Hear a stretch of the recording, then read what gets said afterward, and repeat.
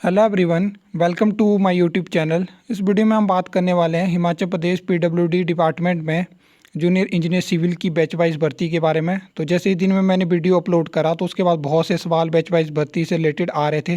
तो इस वीडियो में हम पूरी डिटेल में इसको डिस्कस करने वाले हैं कि किस तरह से बैच वाइज भर्ती होती है, क्योंकि नॉर्मली इंजीनियरिंग साइड में आपको ये इंजीनियरिंग विंग में ये वैकेंसीज इस तरह से बैच वाइज भर्ती आपको नॉर्मली देखने को नहीं मिलती है।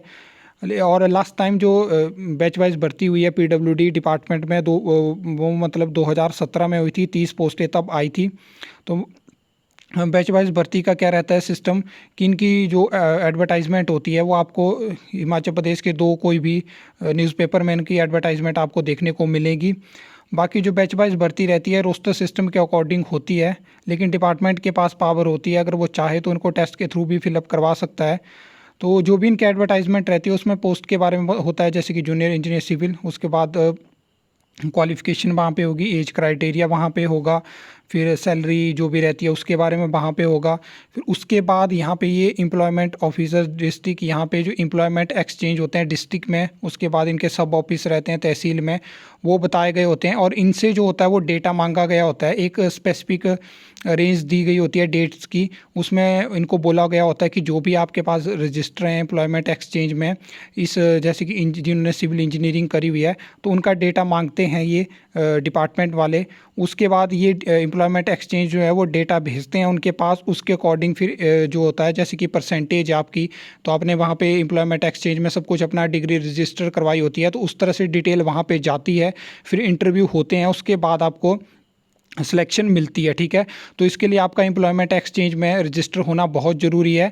और आपने ऐसा नॉर्मली सुना होगा बहुत ज़्यादा कि कुछ लोगों का जैसे होता है बैच वाइज आ जाता है, कुछ लोगों का बैच वाइज नंबर नहीं आता है, मतलब इंटरव्यू की कॉल भी नहीं आती है।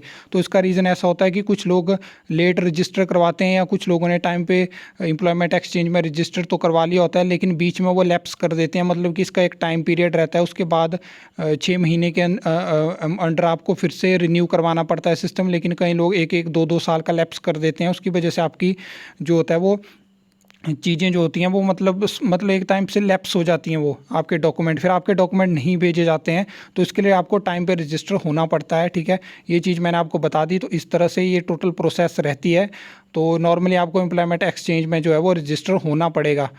उसके अलावा यहाँ पे आप ये देख सकते हो, ये टोटल यहाँ पे एम्प्लॉयमेंट एक्सचेंज के सब ऑफिस भी बताए हैं और रीजनल ऑफिस भी बताए गए हैं। ठीक है, इसके बाद आ जाती है बैच की बात। तो बैच तो यहाँ पे बहुत पीछे चला हुआ है, जैसे कि जूनियर इंजीनियर सिविल अगर जनरल की बात करें तो 2000, एससी 2001, एसटी 2001, ओबीसी 2001। ठीक है, उसके अलावा कहीं बोलेंगे कि जैसे कि ओबीसी बीपीएल है या एससी बीपीएल है, तो उसका नॉर्मली जो बैच होगा वो आपको तभी देखने को मिलेगा, क्योंकि अगर 100 पोस्टें 90 पोस्टें कुछ इस तरह से आती हैं तब आपको बीपीएल या मतलब आप ईडब्ल्यूएस की सिस्टम देख लो, वो पोस्टें आपको तब डिवाइड होती दिखेंगी, तब उनके बैच बनते हैं। नॉर्मली जब 2017 में 30 पोस्टों के लिए हुए तब स्पेसिफिक सब कैटेगरी नहीं थी, सिर्फ कैटेगरी वाइज पोस्टें जो थी वो डिवाइड थी।